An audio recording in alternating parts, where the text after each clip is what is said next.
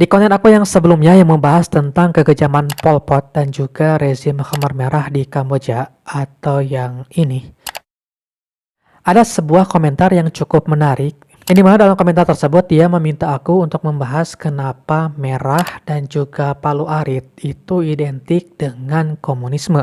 Dan kalau dipikir-pikir, memang komunisme ini identik dengan warna merah, seperti benderanya yang mayoritas merah, ataupun beberapa hal yang dikaitkan dengan warna merah, seperti contohnya kamar merah, tentara merah, atau lain sebagainya.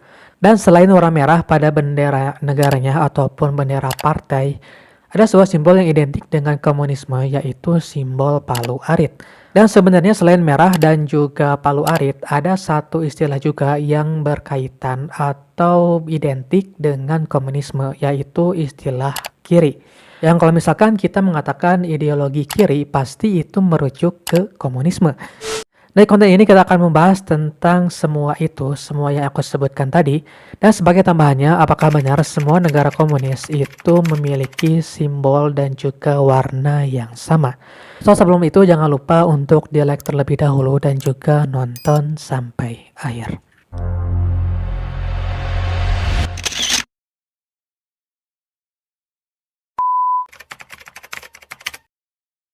Nah, sebelum membahas tentang simbol-simbolnya, kita akan membahas dulu sedikit tentang komunisme. Nah, jadi komunisme ini merupakan sebuah ideologi yang dimana ideologi ini berdasarkan keyakinan kalau manusia itu pada hakikatnya hanya makhluk sosial saja. Nah, dalam pandangan komunisme, hak individu itu bisa dibilang hampir tidak ada atau bahkan tidak ada. Yang ada hanya hak komunal saja. Jadi gak ada kelas sosial, gak ada kepemilikan pribadi, yang ada hanya kepemilikan bersama. Jadi ya satu untuk semua. Dan komunisme ini konon muncul sebagai bentuk perlawanan terhadap ideologi kapitalisme. Nah, ideologi ini dicetuskan oleh Karl Marx, tapi pada masa perkembangannya itu banyak aliran dari komunisme ini. Seperti contohnya aliran Leninisme, Maoisme, dan juga lain sebagainya. Nah, sekarang kenapa sih palu arit menjadi simbol dari komunis? Nah, sebenarnya untuk mengetahui arti simbol dari komunisme ini tidak bisa terlepas dari negara superpower komunis itu sendiri, yaitu Uni Soviet.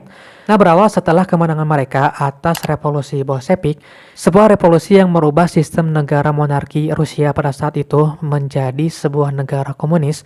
Vladimir Lenin selaku pemimpin revolusi dan juga pemimpin pertama Uni Soviet, dia ingin menghapus segala bentuk simbol-simbol yang berkaitan dengan kekaisaran Rusia. Nah, untuk itu dia membuat sebuah kompetisi untuk membuat desain simbol bagi Uni Soviet. Lalu singkat cerita, ada salah satu seniman yang keluar menjadi seorang pemenang. Nah, dia mendesain sebuah gambar yang berbentuk huruf X, yang dimana di gambar itu dia menyatukan antara palu dan juga arit. Jadi si palu dan si aritnya itu ngebentuk huruf X, yang dimana ini merupakan simbol komunisme yang ya kita tahu semua lah. Nah, untuk palu sendiri itu merupakan simbol yang mewakili kaum buruh, sedangkan untuk arit itu sebuah simbol yang mewakili kaum petani. Jadi ya penyatuan di antara keduanya itu memiliki arti persatuan antara kaum buruh dan juga kaum petani. Dan ini pun sebenarnya tidak terlepas dari revolusi Bolshevik yang saat itu diinisiasi diantaranya oleh kaum buruh dan juga kaum petani. Nah, sekarang bagaimana dengan warna merah? Untuk warna merah ini simpelnya memiliki arti bahwa merah ini merupakan simbol dari sebuah revolusi. Dan simbol merah ini itu pertama kali munculnya itu di masa revolusi Prancis di abad ke-19. Yang dimana simbol merah ini merujuk kepada orang-orang yang menganut ide-ide progresif dalam hal sosial politik, atau mereka ini secara umum disebut sebagai seorang revolusioner. Nah, ada sebuah cerita yang cukup menarik yang terjadi di tahun 1791 di Prancis. Saat itu di peristiwa Camp de Mars, sebuah revolusi untuk menggulingkan Raja Louis ke-16. Yang dimana pada saat itu ada sebuah petisi untuk mendirikan negara Prancis yang bersistem republik dan menggulingkan monarki. Nah, singkat cerita saat itu massa terus berdatangan untuk menandatangani petisi tersebut, sampai-sampai wali kota Paris saat itu harus mengibarkan sebuah bendera merah. Nah, jadi dulu bendera merah ini merupakan sebuah isyarat untuk membubarkan massa yang sedang melakukan revolusi. Nah, pada saat itu nih, masa ini belum sempat bubar. Kemudian pasukan Garda Nasional langsung melepaskan tembakannya di mana itu sampai membuat 5 orang para revolusioner itu tewas. Dan kemudian darah dari 5 orang yang tewas ini mereka lumurkan ke bendera lalu mereka mengibarkannya sebagai bentuk perlawanan terhadap tirani. Dan setelah itu di tahun 1830-an di masa revolusi Prancis, bendera merah barulah digunakan sebagai simbol revolusi dan juga simbol persatuan antara pekerja dan juga serikat pekerja. Nah, sementara itu di sumber yang lain dikatakan bahwa warna merah ini memang sudah berkaitan dengan awal berdirinya Uni Soviet. Jadi sebenarnya warna merah ini merupakan warna tradisional Rusia yang sudah digunakan oleh beberapa generasi. Kemudian itu digunakan atau diadopsi oleh Lenin sebagai warna bagi negaranya, kemudian ditambahkan simbol palu arit. Dan untuk di luar Uni Soviet, mereka kan banyak juga yang menggunakan warna merah. Nah, itu merupakan sebuah bentuk solidaritas terhadap ide-ide Uni Soviet. Atau bahasa umumnya mereka semua merupakan satu kesatuan, yaitu negara komunis atau blok timur. Nah, selain itu juga kelompok ini, kelompok yang sama, mereka menggunakan warna merah sebagai bentuk revolusi.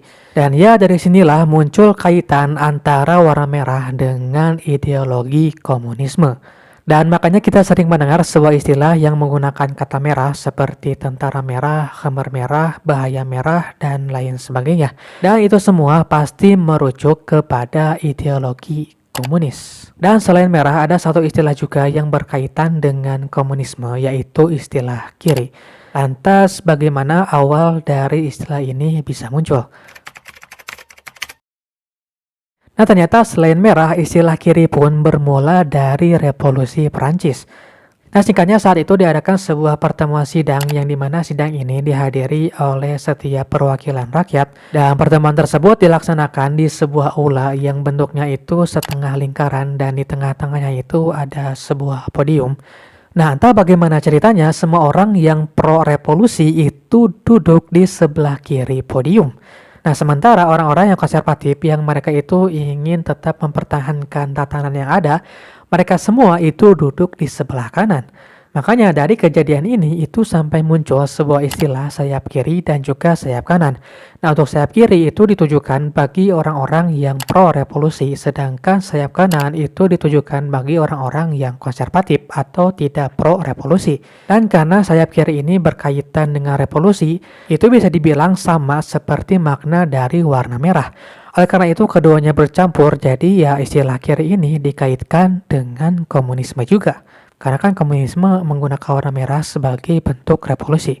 Ya, walaupun sebenarnya istilah kiri ini tidak selamanya berkaitan dengan komunisme, tapi lebih ke berkaitan dengan sebuah revolusi dimanapun. Jadi kalau misalkan terjadi sebuah revolusi apapun ideologinya, itu bisa dikatakan sebagai kelompok sayap kiri. Sedangkan bagi yang ingin bertahan dengan tatanan yang ada, yaitu disebut sebagai kelompok sayap kanan.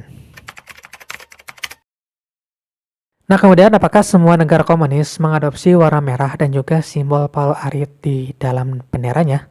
Jawabannya adalah tidak.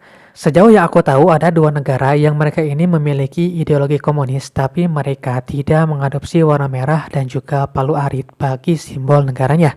Nah, negara yang pertama yaitu Kuba dan juga yang kedua yaitu Korea Utara. Kedua bendera negara ini sepertinya kalau kita lihat itu berbeda dengan mayoritas negara yang lain, negara komunis yang lain. Meskipun begitu ya secara ideologi mereka semua ini ya sama-sama komunis.